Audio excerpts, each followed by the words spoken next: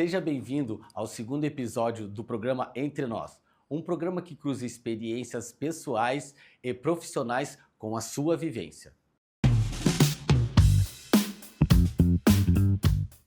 Me chamo Áureo Bernardo, sou advogado especialista em planejamento patrimonial da família, mais conhecido como holding familiar. No que consiste holding familiar? Holding familiar é você organizar o seu patrimônio, é um sistema. Você tem que tirar o patrimônio da sua pessoa física e inseri-la numa pessoa jurídica, para que assim você consiga evitar os males do inventário na sua família e também melhore a organização do seu patrimônio. Vou passar agora um caso concreto que aconteceu no nosso escritório para que você tente vivenciar comigo essa experiência. Vamos lá.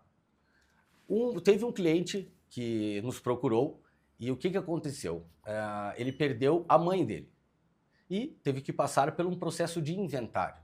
O inventário é caro, o inventário é demorado e o inventário é custoso. E com isso, a gente realizou o inventário dessa família, mas eles não estavam satisfeitos com o que aconteceu. Brigas familiares, eles brigaram, perderam muito patrimônio e não gostariam que acontecesse isso com o patrimônio do seu pai, que está vivo. Eles nos procuraram e assim a gente montou um planejamento patrimonial. Tiramos esse patrimônio da pessoa física do papai e colocamos dentro de uma empresa. E lá nós organizamos toda a parte sucessória, dizendo com o que cada filho vai ficar de patrimônio e evitando pagar mais impostos no momento que você está gerindo esse patrimônio. Essa é a minha área e espero que você se identifique um pouco com esse caso que eu passei. E aí, Débora, me conte um pouco das experiências que você tem na sua empresa. Eu vivo experiências que eu amo viver, eu amo me relacionar com os meus pacientes. Eu recebo a minha maior parte mulheres. Cada vez mais os homens estão chegando, mas eu vou compartilhar com vocês um dos casos mais comuns, assim, que são mulheres aproximadamente a partir dos 40 anos, que sempre, né, cuidaram da beleza, sempre se sentiram bem e começam a sentir os primeiros sinais de envelhecimento. Então é aí que eu entro, eu faço procedimentos estéticos, eu trabalho com o resgate da autoestima, a prevenção ao envelhecimento. Então elas chegam perguntando, o que eu faço, né? Será que é um botox? Será que é um preenchimento? Porque a informação tá aí. Todo mundo sabe mais ou menos o caminho, mas ninguém tem a certeza do que fazer e como fazer. Então ela chega ali com 40 anos, geralmente elas são atletas, já cuidam do corpo, já tem uma orientação nutricional, mas o processo de envelhecimento ele acontece igual para todo mundo, né? Então a flacidez ela vem, começa a aparecer aspecto de cansaço e elas não se identificam com esse aspecto de cansaço, elas se sentem muito energéticas no trabalho, estão no auge, né, da sua profissão, cuidam da família ou enfim, né, tem cargos de liderança, são muito ativas e daí elas falam assim, olha, eu olho no espelho, às vezes eu acho que eu tô cansada, ou isso aqui, né, meu rosto tá derretendo, e eu não quero me sentir assim, não é assim que eu me sinto, então a minha aparência não está condizente com a minha energia. E aí eu falo, não, vamos resolver isso, né? Tem como a gente resgatar, então, essa sensação que você, da forma como você se enxerga. Então, a gente entra com alguns procedimentos estéticos, a gente tem ferramentas incríveis hoje em dia para hidratação da pele, para regeneração, né? Hoje em dia se fala muito em biorregeneração da pele, então nós trabalhamos com organelas de células-tronco, né? Que estão aí, células-tronco vegetais, que resgatam, melhoram a energia mitocondrial e daí, claro, tudo isso reflete na pele, melhora a hidratação, melhora a elasticidade, melhora o colágeno. A gente tem o famoso Botox também, que ele é preventivo, né? Ele previne as expressões da face que vão marcando e vão trazendo esse olhar cansado, esse pé de galinha, a expressão da preocupação, que são essas linhas horizontais da testa. O que mais que eu gosto bastante? Alguns pontos de preenchimento, mas não para alterar quem você é. É só para devolver a luminosidade da face, porque conforme a gente vai envelhecendo, vão aparecendo sombras na face. As rugas, né? Olheira, bigode chinês, o lábio vai entrando, né? A gente vai perdendo volume labial, então o preenchimento é só para resgatar isso. E com isso a gente devolve a jovialidade, o frescor com naturalidade. E é o que eu mais gosto de fazer, é resgatar essa naturalidade, esse frescor para as minhas pacientes. Débora, eu tenho desde os meus 20 anos umas linhas que são rugas estáticas, então eu faço prevenção do Botox desde os 21, 22 anos. E quando eu fico sem a toxina, ela já começa a aparecer, porque eu sou muito expressivo. E uma coisa que me incomoda bastante é por eu ter uma descendência árabe, meu nariz é grande, e eu tenho uma retração no queixo. Se eu preencher aqui, eu consigo uniformizar, deixar mais uma linha reta, se eu preencher a parte do queixo aqui? Bom, primeiramente, o teu rosto ele é bem simétrico. A gente tem que partir do ponto de olhar a simetria dele. O teu queixo ele não é retraído. Ele, na verdade, ele é projetado. Então, dá a impressão de que talvez essa região dos lábios seja um pouco retraída.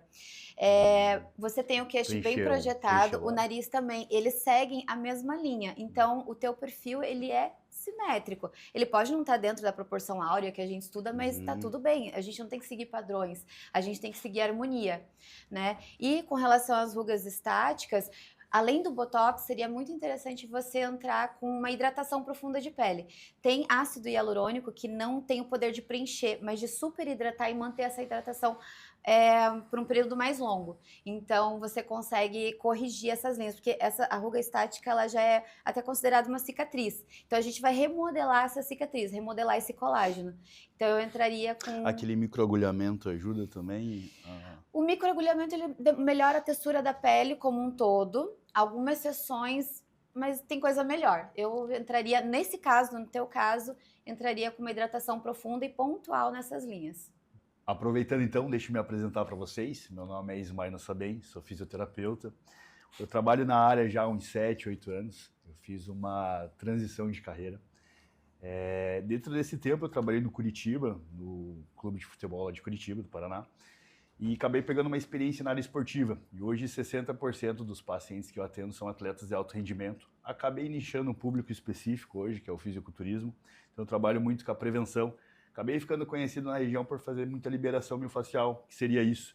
A gente liberar pontos de gatilhos que estão fazendo encurtamento na fáscia. Fáscia é uma membrana, um tecido conjuntivo que envolve o corpo inteiro, músculos, órgãos, vísceras. E quando existe alguma desordem em qualquer local do corpo, como o corpo é uma unidade só, a gente pode sentir dores, simetrias, e às vezes não tem um desenvolvimento tão significativo dentro de uma academia de musculação, por exemplo, por conta dessa assimetria. Então a gente trabalha desenvolvendo mais essa parte estética da performance, fazendo uma expansão de hipertrofia, além dessa simetria e, obviamente, diminuindo dores, porque encurtamento no corpo causam dores. Dores de ombro, peito, dores de cabeça, entre essas outras. Também temos os pacientes que são de home office, que trabalham sentado, numa má postura, a dona de casa que limpa, tem que cuidar dos filhos. Então a gente trabalha com dor, assim que eu gosto de resumir o meu trabalho. E o que seria essa expansão da hipertrofia? Quando existe encurtamento na fáscia, por exemplo, mulher, às vezes quer desenvolver glúteo e não consegue, e treina muito, específico, isolado, existe encurtamento na região muitas vezes. Então a gente faz uma liberação miofascial, que trabalhamos alguns pontos de gatilho específico na região e soltamos. Dói um pouquinho, porque eu preciso soltar aquela face que está encurtada. E daí depois eu peço para ela treinar logo após. Então ela já consegue ter um pump maior, um desenvolvimento de hipertrofia mais bonito, e aí sim a gente vai trabalhando para desenvolver aquela musculatura que ela está encurtada, por isso que às vezes não desenvolve. E a pessoa fala, eu tenho uma genética ruim, não consigo desenvolver e crescer, às vezes ela está encurtada. Que legal, não sabia disso. Mas esse exercício faz imediatamente ou pode ir embora e fazer o treino em casa? Não, o ideal seria a gente fazer a liberação e o paciente já ir para a academia treinar. Então a gente faz... Não na tua clínica? Não, direto na academia de musculação, que geralmente o Jefferson acaba daí cuidando disso pra gente. E eu já tive uma experiência como essa e foi sensacional. Saí da liberação e foi muito efetiva para a coxa e eu saí direto para o treino. E como você falou, é um pump absurdo, é um pump muito diferente que a gente tem no dia a dia. A gente acaba aprofundando cortes, por isso que atleta de alto rendimento, ele já sabe que isso faz parte da rotina dele. Então, uma vez por semana, ele tem que fazer isso. A gente aprofunda cortes também, e para evitar, porque a hipertrofia ela é um processo inflamatório, então ela faz encurtamento. Quando a gente solta essa face que está presa, daí o músculo desenvolve. Então, o atleta sabe a necessidade disso. Quando o paciente chega para mim e fala, eu estou com dor, vim tratar uma dor específica. Daí eu não gosto que ele vá treinar logo depois, eu gosto que descanse nesse dia. Mas quando é para estética, para desenvolvimento de algum músculo específico, faz a liberação e depois vai para a academia treinar para tentar ter porque daí as fibras estão alongadas, ele consegue ter uma resposta melhor. Por exemplo, o Áureo é advogado, então eu sei que ele trabalha muito sentado. Então aí a gente tem alguns exercícios às vezes, ou às vezes até jeito de postura, uma questão mais ergonômica, de passar para o paciente para que ele evite alguns tipos de desconfortos, lesões. Por exemplo, o Áureo, vou levantar para demonstrar para vocês. A primeira coisa que eu pergunto numa anamnese, o que você faz da vida, né? Porque eu preciso entender para a gente entrar na rotina do paciente. O Áureo eu sei que trabalha sentado. Então ele vai relatar para mim, tenho dor na lombar, tenho dor na cervical. Então a primeira coisa que eu preciso ver é assim, qual que é a postura de trabalho que ele tem. Porque tem muita gente que está no home office. E em casa a gente não tem uma postura ergonômica muito boa de trabalho. Então eu preciso ver a cadeira que ele está. Se é uma cadeira dessa, caixão, não vai funcionar. Então a gente fala, assim, então tem uma cadeira mais ergonômica, uma cadeira gamer, que é uma cadeira boa, geralmente. Então a gente vai posicionar, pedindo para ele colocar uma almofada ali na lombar, entre tórax e lombar. A postura do computador dele. Geralmente, celular ou notebook, a gente tem que fazer o quê? Uma flexão de cervical, para mexer. E daí começa a dar dor de cabeça, começa a dar dores na cervical, hérnia de cervical. Então, a cabeça, ela carrega 25% do peso do corpo humano. Então, pense só, 25% você fazendo uma flexão, fazendo um comprimento na cervical. Então, o ideal seria que o seu computador estivesse numa altura horizontal, próximo da região dos seus olhos. As mãos também tem que ter aquela almofadinha para não fazer uma tendinopatia, uma tendinite ali. E daí ele tendo essa visão, ele evita essa sobrecarga na cervical para não dar uma hernia de disco, uma proteção discal, entre outras. E assim a gente começa a trabalhar de forma ergonômica para tentar ajudar essa postura dele para evitar que ele tenha algum tipo de desconforto, lesão, entre outros. Legal. E depois dessa explicação, não tem como eu errar agora, né? E aproveitando agora, enquanto eu descanso, vou passar a bola para o Vinícius. Então, eu me chamo Vinícius Guadagnin, eu sou ginecologista, especialista em ginecologia endócrina e sexualidade. Hoje, meu foco no consultório é o atendimento de mulheres aí em todas as fases da vida, mas principalmente 40 a mais. Quem é essa mulher 40 a mais, né? Mulher de 40, 50, 60 anos de idade. Geralmente é aquela mulher que já tem uma certa construção familiar, é uma construção profissional, ela já está bem estabilizada, estabelecida em muita coisa. E aí, muitas vezes, é nesse momento que ela começa a pensar em cuidar de si mesma, cuidar do próprio corpo. Que muitas vezes ela já cuidou da parte profissional, da família, de filhos, e agora ela pensa, agora eu vou cuidar de mim. E aí vem o grande problema. A partir dos 40, 50 anos, muita coisa começa a mudar no metabolismo dessa mulher, na parte hormonal dessa mulher, e acaba abalando muitas vezes, inclusive a questão mental, psicológica dessa mulher. E é aí que eu entro. Então eu quero até trazer um caso para vocês, talvez muitas de vocês vão se identificar, né, uma mulher que aconteceu, um fato real, até apresento bastante em palestras esse caso, uma mulher de 52 anos de idade, sempre foi super ativa, trabalhando fora, fazendo atividade física, super ativa, e aos 52 anos de idade tudo mudou. Começou ter oscilação de menstruação, começou a ficar mais cansada, diminuição da libido, dificuldade de ganhar massa muscular, dificuldade de perder gordura, ressecamento de pele, ressecamento de região íntima. E aí ela pensa, putz, alguma coisa está acontecendo comigo. Será que eu estou ficando depressiva? Né? E aí que ela me procurou. Me procurou e me trouxe que ela já tinha levado essa informação para outro profissional. E esse profissional olhou para ela e falou o seguinte: você está ficando velha. Então, se você está ficando velha, a vida é assim mesmo, aceita. Você precisa entender que a vida é assim e aceita. E ela não aceitou, né? Era um profissional que realmente era contra a reposição hormonal, era contra esse cuidado pós-menopausa. E eu trouxe ela, então, para o meu consultório, fiz esse acolhimento com ela e eu expliquei para ela, então, que a mulher não morre na menopausa. A menopausa, de fato, não pausa a vida da mulher. É só um momento de transição em que algumas coisas sim vão mudar, mas hoje, graças a Deus, a medicina evoluiu, a ciência evoluiu, a gente consegue tratar com qualidade. Né? Então hoje essa mulher está com 60 anos de idade, está super bem, se sente muito melhor do que aos 40, treinando novamente, com libido legal, conseguindo fazer tudo o que ela fez a vida inteira e agora se sentindo, de fato, mulher de verdade novamente, sabe? Então eu acho que hoje em dia, o profissional que fala que é contra a reposição hormonal, ele está sendo contra a ciência, porque a gente está falando de ciência. Então, o hormônio é ciência. Deixa eu te fazer uma pergunta. Às vezes a mulher precisa começar a sentir esses sintomas para procurar uma reposição hormonal, assim, porque às vezes ela é mais ativa já, cuida da alimentação e tal, mas tem dúvida, né? Será que precisa, será que não precisa de reposição, sei lá, 40, 42 anos ali? Tu sabe que isso mudou bastante, Gi. Na verdade, o tradicional da medicina é que a mulher começasse a tratar a menopausa 1 ano após esse diagnóstico, ou seja, 1 ano depois da última menstruação. E isso, às vezes, a gente perde um timing, uma janela de oportunidade de trazer qualidade de vida para essa mulher. Né? Então, muitas vezes, a mulher está com 40, 42, 45 anos, ainda está menstruando, mas já começou a ter sintomas. Né? Esses todos que eu falei recentemente.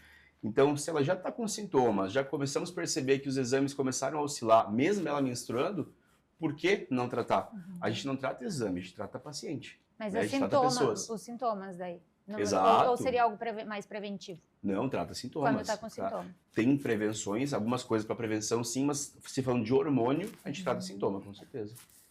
Eu acho que a prevenção para menopausa entra muito na sua área, Gi. É cuidar da alimentação. Diminui muito os sintomas de calorão. Uma pessoa que tem uma alimentação saudável, acho que você pode explicar bem, né? A respeito disso. Tem uma alimentação saudável com antioxidantes, com tudo que dá ali, suporte energético, ela não vai sofrer tanto com essas oscilações hormonais. Porque acho que o que estraga a gente é a alimentação errada, né? Coisas industrializadas e bebida, o álcool, não é? Eu falo para as minhas pacientes, na verdade, até vou puxar o gancho para a Gi, mas eu falo para as minhas pacientes que, assim, a gente pode começar o tratamento que for, do jeito que for, com o que tiver de melhor disponível da ciência, para menopausa, para o climatério ou para a fase de vida que for. Se ela não estiver mantendo esses hábitos adequados, uma alimentação adequada, não estou falando uma dieta rígida, restrita, né? Aquela coisa enlouquecedora que ninguém consegue seguir, mas uma dieta adequada, comer certo, treinar certo e dormir bem, não adianta, o tratamento que eu for passar não vai fazer sentido. A 1 hora que ela fica comigo no consultório, não vai suprir os 3 meses que ela vai ficar longe de mim depois. Sim, Concorda comigo, Gi? Concordo. Então, eu sou Gisele Coelho, sou nutricionista.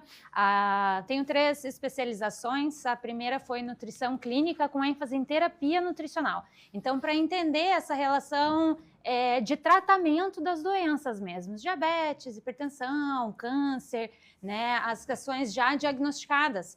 Mas, como eu sempre fui atleta, né, atleta de corrida, triatlon, as pessoas me procuram pelo esporte, né, pela performance do esporte. Então, veio a minha segunda especialização em nutrição esportiva e a última especialização agora é neurociência e comportamento. E quando eu coloco isso para a prática clínica, linka com tudo isso que a gente falou, né? Então, eu consigo trabalhar o paciente na prevenção, na saúde, na performance. Então, a performance esportiva, com certeza, mas a performance na vida, né? Então, como que tá a minha performance no trabalho? Como que tá a minha performance no sono? Como que tá a minha performance no meu lazer, né? Será que eu me sinto disposta para ter lazer? Ou chega no meu fim de semana e eu só quero dormir porque eu estou muito cansada? Então, toda essa questão de performance, mas é impressionante como a alimentação vem pelo nosso comportamento. Então, a neurociência, que foi a minha última pós-graduação, ela me explicou muita coisa de como que a minha prática clínica dava certo.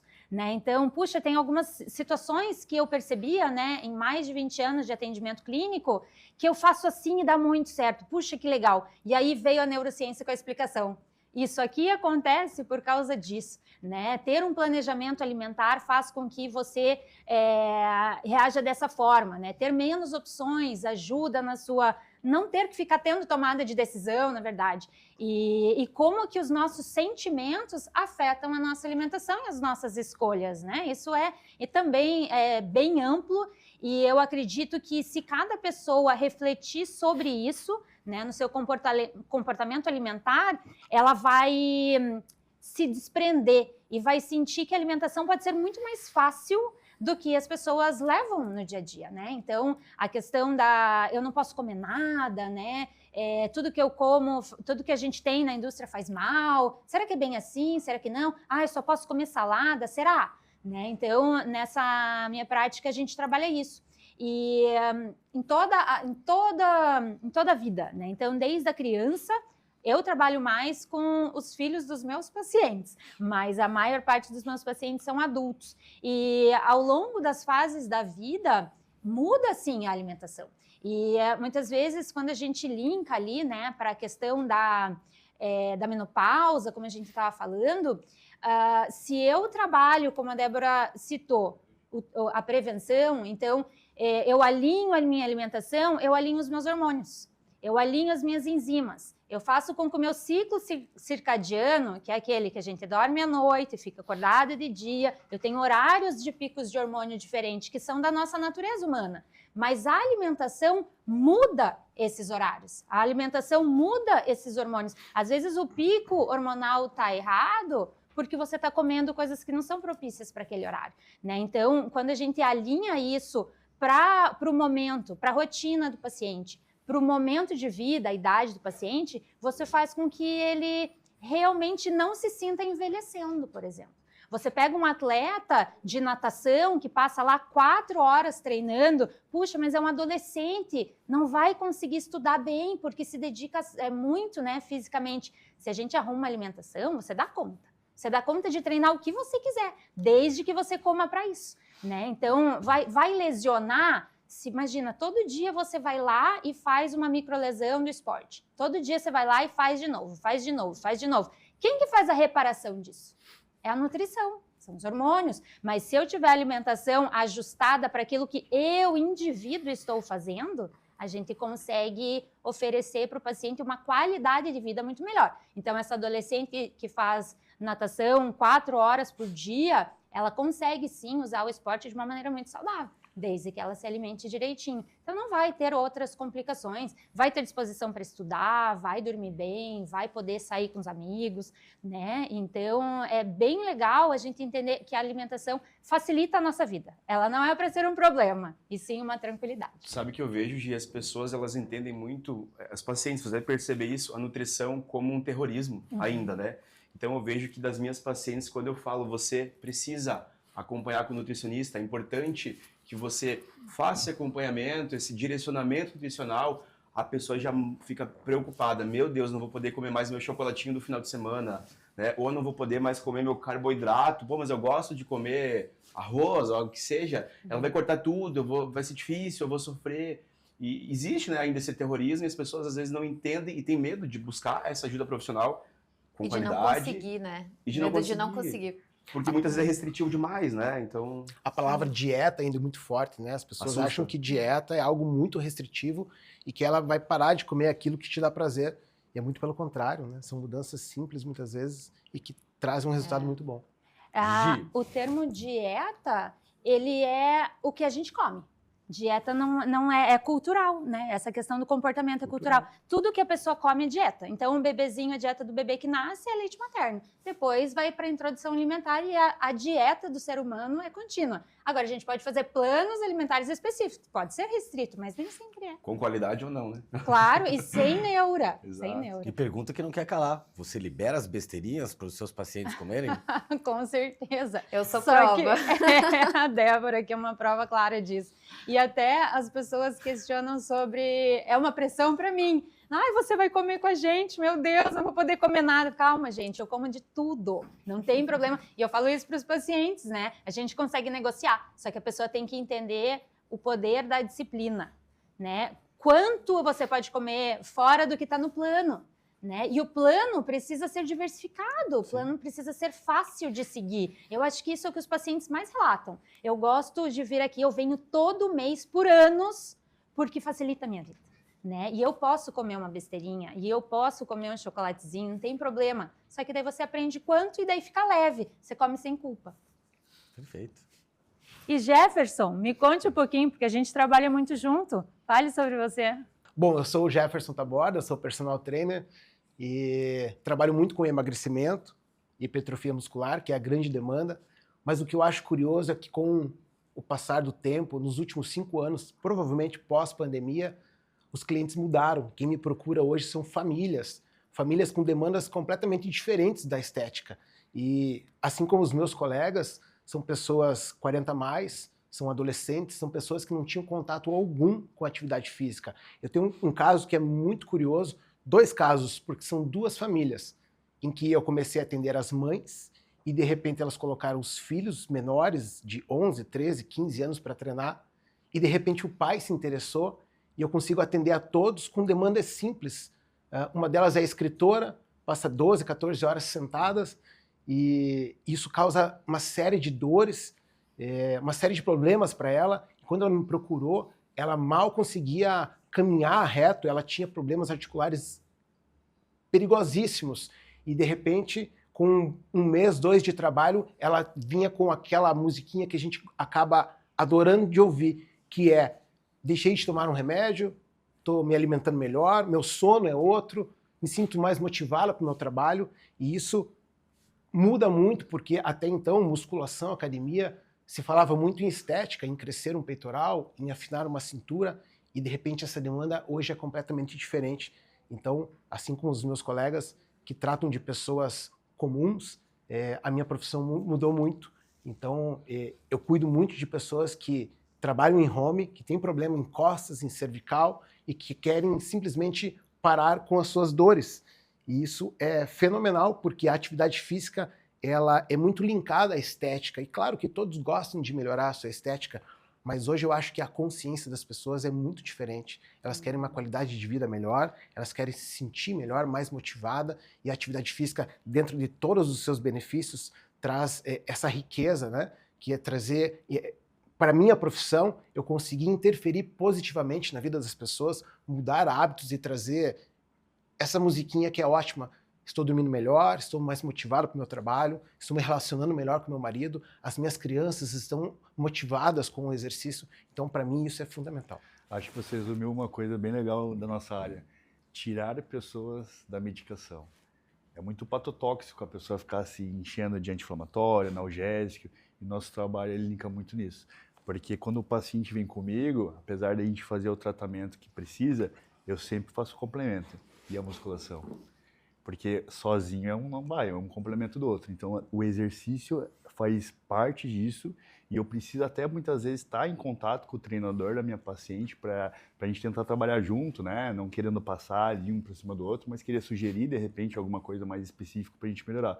Porque o fortalecimento é a base de evitar dores, lesões, tirar essa coisa da paciente da medicação. É um trabalho em comum, né? Com certeza. E também tem a questão mental, né?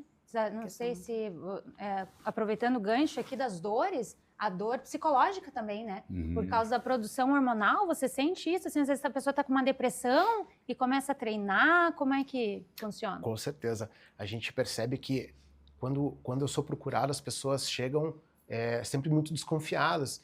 E é natural que durante o atendimento, entre exercícios, entre tudo que acontece, a pessoa relata a sua vida. E eu percebo muito a diferença daquele primeiro treinamento, que ela começou com os primeiros relatos, para 1 mês, 2 de atividade, onde ela já chega para treinar motivada. Nesse caso, por exemplo, é uma mulher que se vestia muito bem e que não tinha nenhuma roupa de ginástica. E de repente eu vejo ela chegando animada, com o cabelo pronto, roupa de ginástica, aguinha na mão. Isso é fundamental. 2h30 da tarde. Ela parou a agenda dela e veio 2h30 da tarde treinar com roupinha. Isso para mim é lindo. Roupa de ginástica é melhor para treino, para mulher. Exatamente. Jefferson, já que eu estou sendo utilizado como cobaia por este grupo, você pode nos demonstrar algum alongamento que seja eficaz para a postura que eu utilizo no dia a dia, para a minha profissão? Com toda certeza. Eu vou te poupar porque você está super alinhado e bonito e vou fazer eu mesmo o exercício. Ufa!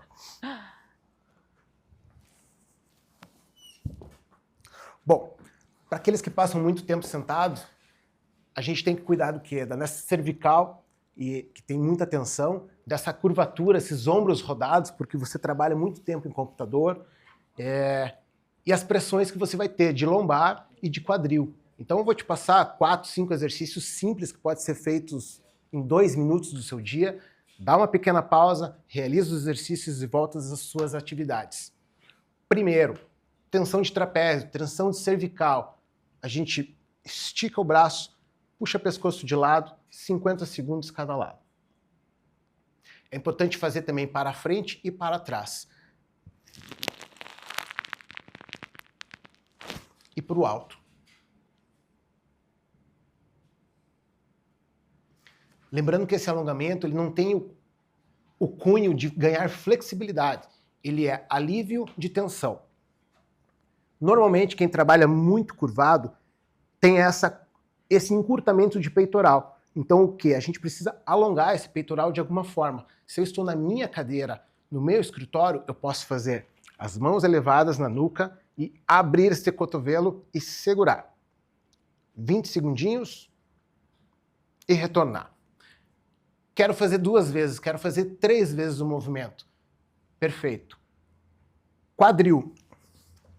Utilizando a própria cadeira, eu posso fazer movimentos de alongar o seu glúteo. Glúteo é a relação quadril e essa pressão do ciático, que para quem passa muito tempo sentado, nós podemos fazer um movimento do 4, que é simplesmente segurar a sua cadeira e agachar um pouco.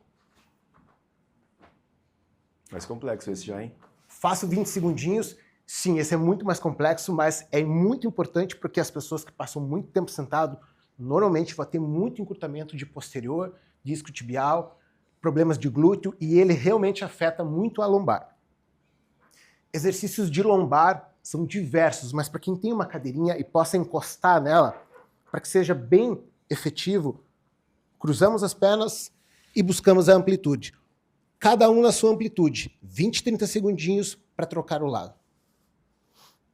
Áureo, eu tenho certeza que você vai ter 5 minutos do seu dia para fazer. Agora eu aprendi, com certeza. Vou evitar as dores que eu já tenho. Simples assim, são movimentos muito tranquilos, podem ser feitos na sua cadeira, no seu escritório, e isso te ajuda muito a aliviar essa tensão.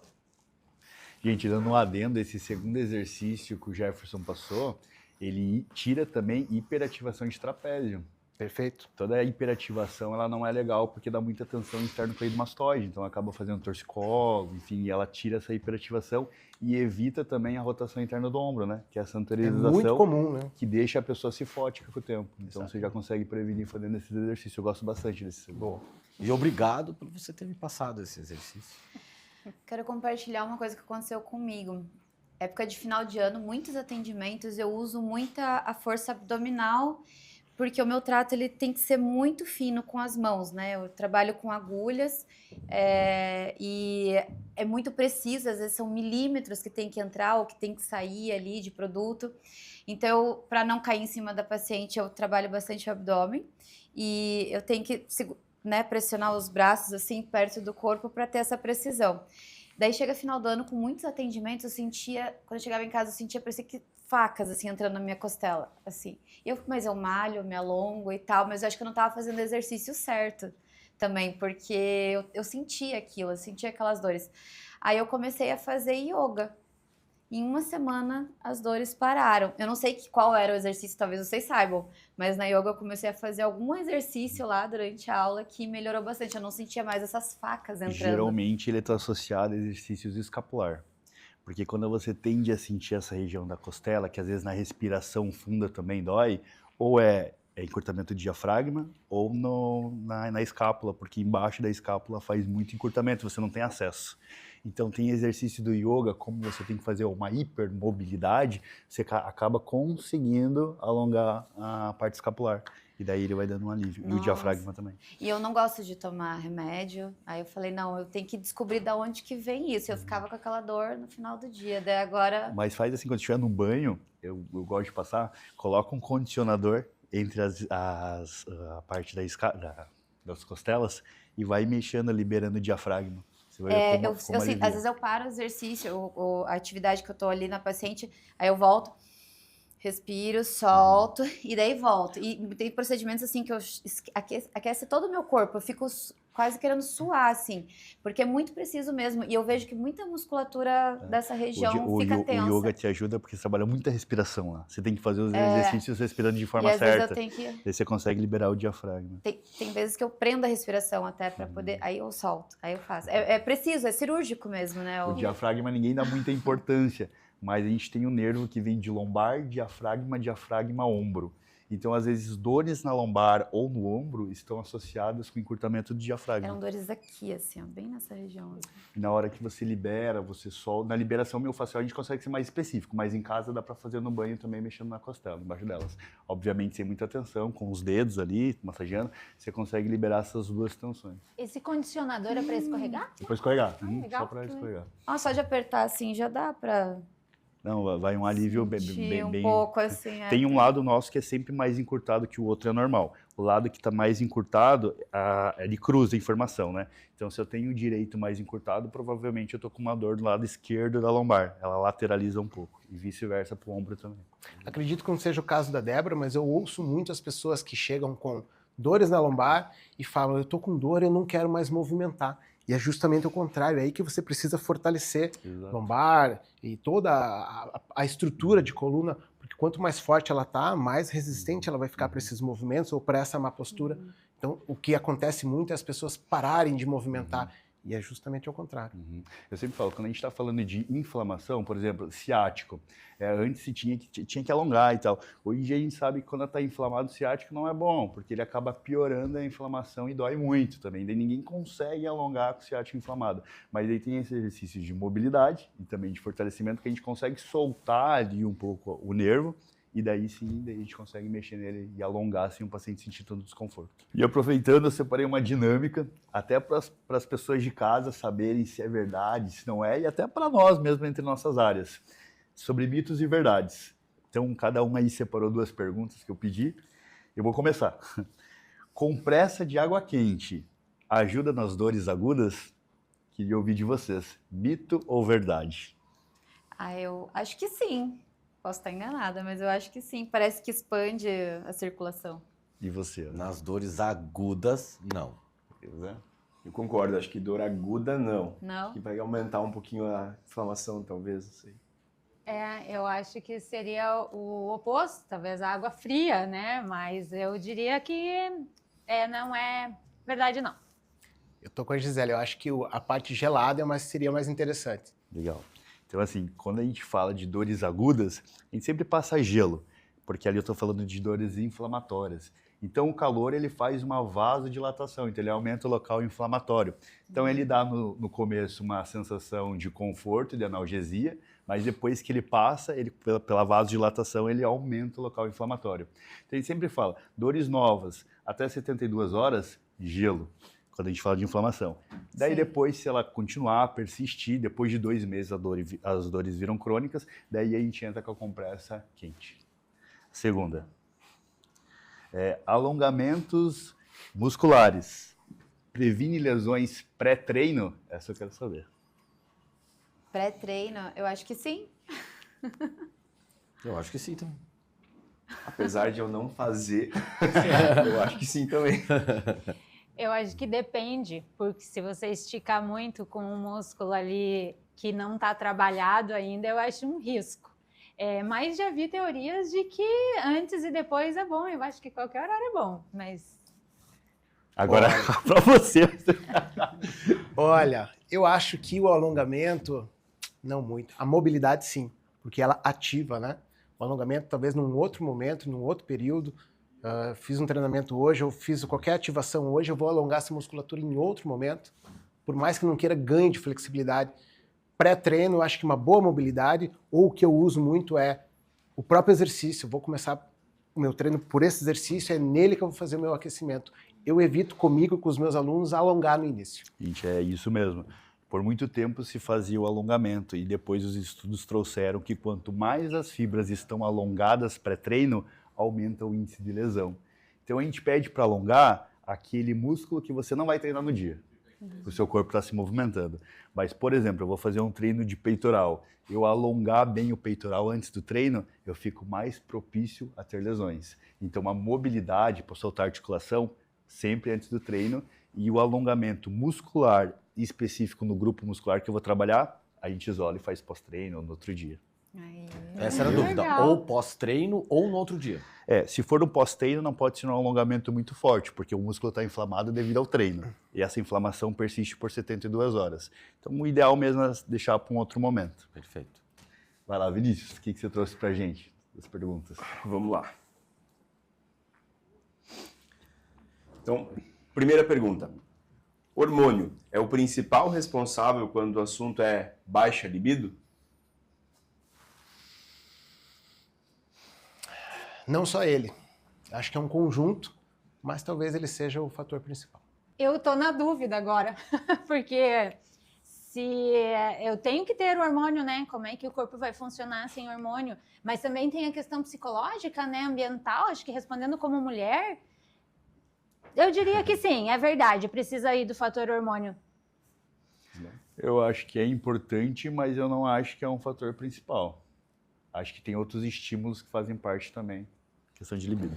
Não sendo uma pessoa que repete o que a outra fala, mas vou fazer suas palavras. Então, estamos juntos. Desculpa, falha. Repete a pergunta. Se o hormônio é o principal responsável quando o assunto é libido baixa. Tá. Eu acho que não. Não é o principal. Não? Na verdade, não é o principal mesmo, tá? Então, assim, eu sei que muitas pessoas, e na minha prática clínica chega a ser engraçado, mas toda paciente que eu tô com a libido baixa, eu quero testosterona. Ponto. Ela já vem quase com a receita pronta, testosterona. Então, a testosterona é sim um hormônio que auxilia a aumentar a libido, disposição, energia, dentre outras tantas coisas. Mas libido é multifatorial e a gente investiga um monte de coisa antes de chegar no ponto hormônio. Então, o hormônio é responsável por aproximadamente 5 a 8% das queixas da libido.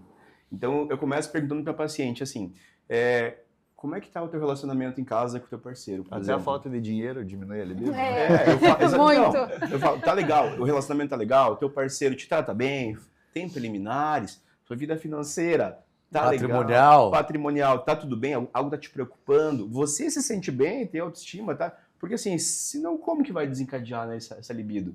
Então o hormônio é importante com certeza, mas tá longe de ser o principal. Mas agora eu fiquei com uma dúvida. E para esses 3%, se a pessoa ela tenta fazer todo esse comportamental, o ambiente dela tá bom, a criatividade dela tá legal, vai lá, compra uns brinquedinhos, enfim, mas ela fala, cara, mas ainda não tá legal. Daí, se o hormônio estiver baixo, não tem jeito?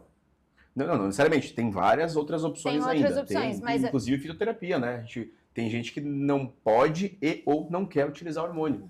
Né? Então tem fitoterapias, que são suplementos à base de plantas mesmo, que a gente consegue fazer estímulo hormonal, então, nessa pessoa, de forma não hormonal direta. Então, assim. mesmo o hormônio estando muito baixo, ela consegue de outras maneiras. Até a fisioterapia pélvica entra muito nisso. Fisiopélvica, o uso dos sexy toys, então, de brinquedos eróticos, eu indico muito para paciente de consultório, porque realmente era até engraçado, porque até recentemente as pacientes tinham um certo bloqueio com brinquedos eróticos, principalmente mulheres casadas, porque, o que meu marido vai pensar, né? Você trocada. Exato, é uma substituição, não sou suficiente. E, na verdade, isso agrega, né? Então, a mulher acaba se conhecendo melhor, tendo mais prazer e conseguindo dividir esse prazer com outra pessoa, muitas vezes. Talvez com esse emocional e essas estratégias produza mais hormônio. Exato, estimula. A atividade física, por exemplo, a gente conversou ontem, de músculos grandes, a gente sabe que faz estímulo, aumenta, tem estudo recente, aumenta em até 25% a produção de testosterona em mulheres. Agachamento, leg press, aumenta o nível de testosterona. E aí é um ótimo recado para aquelas pessoas que não gostam ou não querem treinar os membros inferiores, né? Primordial não só para estética, para nossa funcionalidade, nosso envelhecimento, nossas pernas são quem nos levam, e essa questão hormonal é bem importante. Quem treina os membros inferiores tem uma elevação muito maior. Acho interessante também que essa questão da libido está muito relacionada às finanças, a questão... Muitas vezes a pessoa está com problemas financeiros ou se divorciando, dividindo seus bens. Isso, com certeza, mexe muito na libido. Então, o Áureo pode complementar sobre isso. Poucas pessoas falam sobre isso, né? Poucas pessoas falam do lado patrimonial vinculado à emoção. E eu vivencio isso todos os dias. Está muito vinculado. O patrimônio está vinculado às emoções. O financeiro, se não está em equilíbrio na família, toda essa parte financeira e patrimonial, não tem brincadeirinhas à noite. Não tem. Isso é fato. Eu acho que ambos têm que se sentir seguros, né? Para poder ficar mais leve, assim, no relacionamento, né? Sim, já tive cliente que já apareceu no escritório. Você acha que pessoa perfeita? Bonita, com o corpo maravilhoso, saudável. Fala, o que falta para você? Olha, na minha casa, falou em dinheiro e patrimônio, eu não tenho voz. Então, por isso, a gente indica fazer o planejamento patrimonial como forma preventiva, como todos nós aqui gostamos muito de trabalhar com a prevenção. É isso. Próxima pergunta, porque libido vai longe, se a gente deixar libido, vai. falando só sobre isso. Vamos lá, segunda pergunta. existe aumento de risco de câncer de mama em mulheres que fazem terapia de reposição hormonal? Ah, legal. Não, eu acho que uma reposição bem feita, bem estudada, não. Pelo contrário, previne. Eu acho que não também. Uma reposição já está dizendo que você está repondo o que você necessita. Acho que já caiu por muito tabu isso para baixo. Acho que hoje não mais. Eu escuto muitos pacientes, as mulheres falando isso. Não só com relação ao câncer de mama, mas também ali útero, ovário, né? Ovário policístico. E é uma dúvida minha. Pela demanda que eu tenho na clínica, eu diria que talvez sim. Eu acredito que não também. A queixa que eu ouço é as mulheres com medo de ficar masculinizadas, né?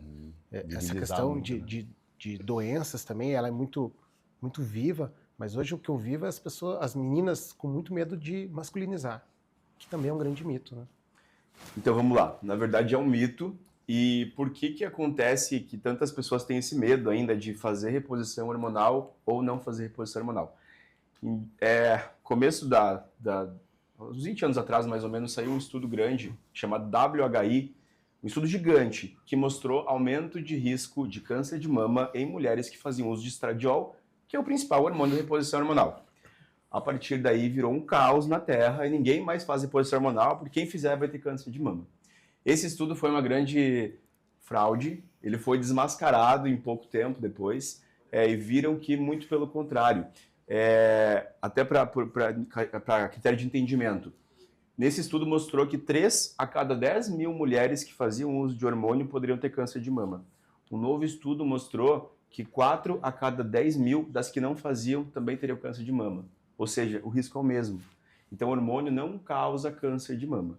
A grande questão é, se a mulher já teve um câncer de mama prévio, por exemplo, Gi já teve, por exemplo, um câncer de mama e esse câncer foi comprovado que era por conta de uso de algum hormônio, a gente evita fazer reposição hormonal para essa paciente, para Gi. Caso contrário, a reposição está super validada cientificamente. Nem se for hereditário? Mesmo hereditário. Então assim, mas minha mãe teve câncer de mama e minha avó também e minha tia também. Posso fazer reposição hormonal? Deve. Tem indicação? Pode fazer. Mas, Vini, e se a pessoa fizer, por exemplo, doses erradas, uma escolha errada, tem como aumenta o risco? Quando a gente fala de hormônio, a gente está falando de um tratamento muito sério, né? Então, é importantíssimo que quando a gente inicia uma terapia de reposição hormonal, a gente passe com um especialista, a gente faça isso na dose certa, do jeito certo, pelo tempo certo, né? Porque existe um momento certo para começar, não para terminar. Mas existe uma situação chamada janela de oportunidade, que é um período em que a mulher pode ou deve começar a reposição hormonal. Tecnicamente, até os 60 anos de idade ou até 10 anos pós-menopausa. Dependendo do caso, a gente estende um pouquinho. E a dúvida das tuas alunas que será que vou virilizar, vou ficar masculinizada se eu utilizar hormônio? Muito pelo contrário. Hormônios de antigamente realmente deixavam a mulher mais retida, aumento de peso, alteração de metabolismo. Hoje, muito pelo contrário. O hormônio ele ativa melhor o metabolismo, ele deixa a mulher muito melhor. E esses hormônios que a gente chama de androgênicos, né, que são masculinizantes, são muito pontuais e só acontece em doses muito elevadas. Por isso que a mulher está ciclando, no caso, né? Isso. Então, o atleta, minhas pacientes de autoatendimento, elas têm essa queixa, mas é por conta de doses e de quais os hormônios que elas usam. Elas têm essa busca também, né? Tipo, elas androlona, elas já vão para outro tipo de hormônio. Agora, usar testosterona, por exemplo, que é um hormônio androgênico, em dose baixa, em dose pontual, para ajudar, por exemplo, com a libido, que a gente falou agora, não vai virilizar, não vai deixar ela masculinizada. A questão é fazer esse acompanhamento adequado. Vinícius, como eu sou a cobaia, vou me utilizar mais uma vez como exemplo. Eu tenho 44 anos, eu não faço reposição hormonal ainda. Pela idade, você já indicaria? Tá, então, puxando agora para o lado masculino, especificamente pela idade, não, né? Mas a gente, como eu te falei, a gente acaba avaliando mais a clínica do paciente, o sintoma, do que efetivamente exames. Agora, se você me traz a questão, eu tenho 44 anos e eu estou percebendo já uma certa fadiga crônica, está mais difícil acordar de manhã, está difícil treinar, já não consigo ter a composição que eu tinha antes, sim, a gente puxa para o exame complementar para avaliar esses exames e associando o que você me traz na clínica com os teus exames, eu vou te falar, talvez já seja a hora da gente começar a avaliar isso. O homem também tem a andropausa, né? Geralmente não nessa idade, bem mais para frente, mas a partir dos 35 anos, homens e mulheres começam a perder hormônio gradativamente. Então chega uma hora que a nossa clínica já nos mostra que é a hora de tratar. E como a gente vai muito pro lado preventivo, né? Com certeza, vamos marcar ou agendar um horário para que não aconteça essa andropausa com a minha pessoa. Quanto antes, melhor, né? Com certeza. Sigo aqui? A minha pergunta de mito ou verdade é: refrigerante zero é mais saudável? Jefferson. Eu adoro refrigerante zero, mas a minha resposta é que não, eu não deveria tomá-lo. Essa foi especial para você no meu caderninho. E você? Ai, meu Deus, eu vou falar que é meu vício. Meu vício é refrigerante zero. Eu acho que não é saudável, mas é menos pior do que refrigerante Então não você acha zero. que é mais saudável? Mais saudável, né? Okay. Eu acho que saudável não é, mas não tem açúcar. Então eu vou no refrigerante zero. Consciência Mas limpa. Saudável, corante. Mas enfim, eu uso coisas que também não são saudáveis, então tá tudo certo. Ok, Raul. Eu acho que não é saudável e também porque não tem uma nutrição. Eu acredito nisso. Ok, Débora. Eu acho que qualquer refrigerante não é saudável. E o zero, eu prefiro açúcar do que adoçante. Eu vou contigo. Como nutricionista, daí você vai entender o que você busca, né? Então, o que a pessoa está buscando naquele líquido? Né? Será que é hidratação? Será que eu estou mastigando, estou comendo e eu preciso de alguma coisa para descer? Ou será que é o doce? O que o meu cérebro está pedindo? Entende? Então, o que é o adoçante? O adoçante, ele tem um teor de doçura semelhante ao açúcar. Então, por que isso? Porque na nossa língua, a gente tem receptores que vão se conectar. Quando conecta o alimento ali naquele receptor, ele manda para o cérebro um sinal de que está acontecendo algo. No caso do adoçante, ele se conecta no receptor de glicose e manda para o cérebro que está chegando açúcar, está chegando glicose na tua corrente sanguínea. Só que não é verdade. E daí, o que acontece? Os meus colegas aqui vão se identificar com isso também. Vontade de comer doce. Por quê? Porque o cérebro recebeu a informação que está chegando glicose, mas não está chegando. Então, ele vai continuar pedindo aquela glicose. O cérebro é glicose dependente, assim como outros órgãos. Então, ele tem essa necessidade dessa energia. O que acontece? O uso de adoçante estimula a compulsão alimentar e aumenta o risco de sobrepeso e obesidade, por conta desse circuito. Então, assim, você quer comer o doce? Come um doce. Mas o açúcar não faz mal para a saúde? E a quantidade? Daí a gente faz na quantidade adequada. Glicose não faz necessariamente mal. O problema é a quantidade, porque daí faz um pico de glicose. Pelo contrário, né? Energia, na verdade. Né? Exatamente. Agora, esse pico que é o problema. Aí você vai quer tomar o refrigerante? Toma o refrigerante, mas na quantidade certa. Mas não porque ele é mais saudável. Aí, se você quer buscar algo mais saudável, você vai para aguinha com limão, né? Alguma outra eu tenho questão. outra questão. Eu adoro uma receitinha fit. A maioria delas é com adoçante. Eu utilizo adoçante, eu utilizo outro tipo de açúcar.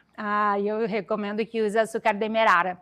Por que o açúcar demerara no lugar do adoçante? Ele vai trazer o teor de doçura, ele vai mandar para o seu cérebro a glicose que você está dizendo que ele vai receber, porque ele conectou ali o seu receptor na língua.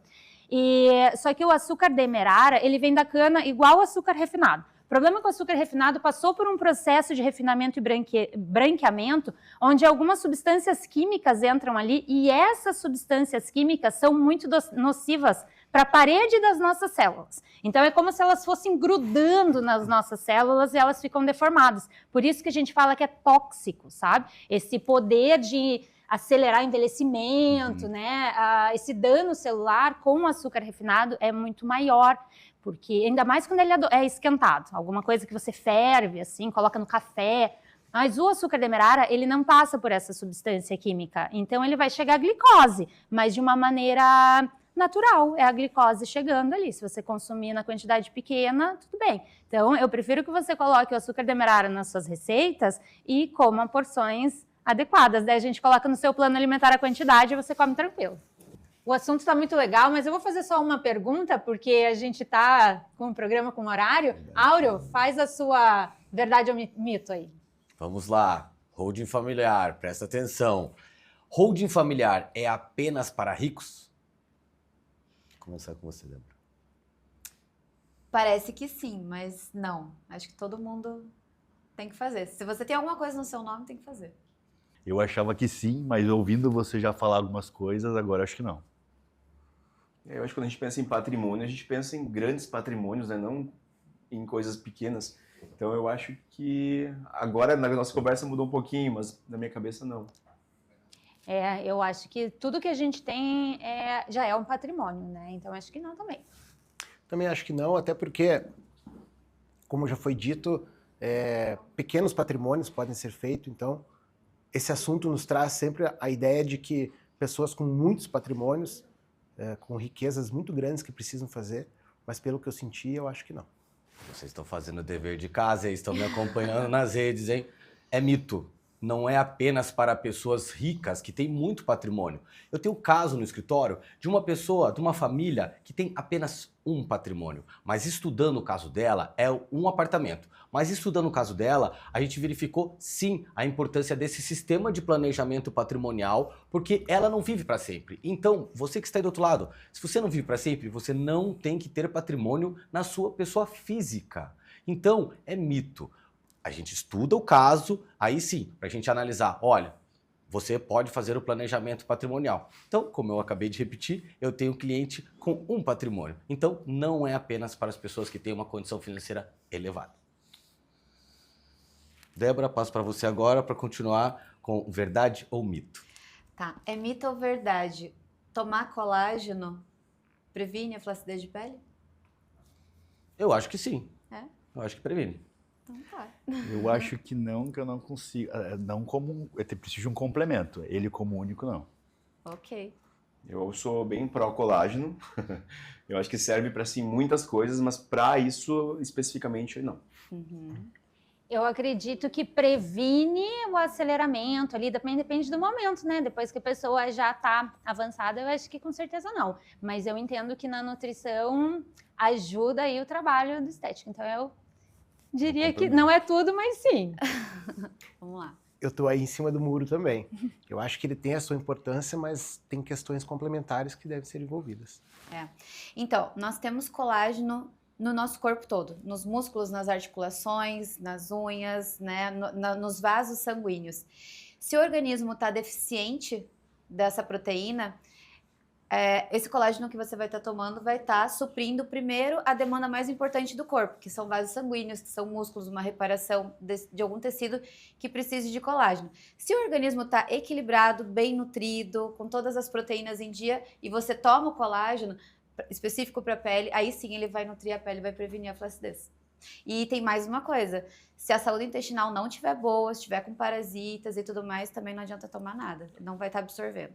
E agora, me diga você, Jefferson. Bom, eu tenho uma pergunta boa, porque eu sei que todos aqui treinam. Mito ou verdade? O corpo continua queimando calorias após o treino? Débora. Continua. Verdade. Sim. Continua. Sim. Ah, é lógico que sim. Principalmente nos treinos intensos. Quanto mais intenso é o treino, mais a gente vai recuperando isso durante o dia. E o corpo faz muita força e gasta muita caloria para recuperar. Então, depende muito da intensidade, mas sim. Por isso eu prezo muito pelos exercícios resistidos, porque essa volta à calma do corpo continua queimando calorias. Bom, gente, o papo está muito bom, mas a gente precisa encerrar. Verdade. Então, para vocês que nos acompanham, o terceiro episódio está aí. Até a próxima e tchau, pessoal. Tchau, tchau.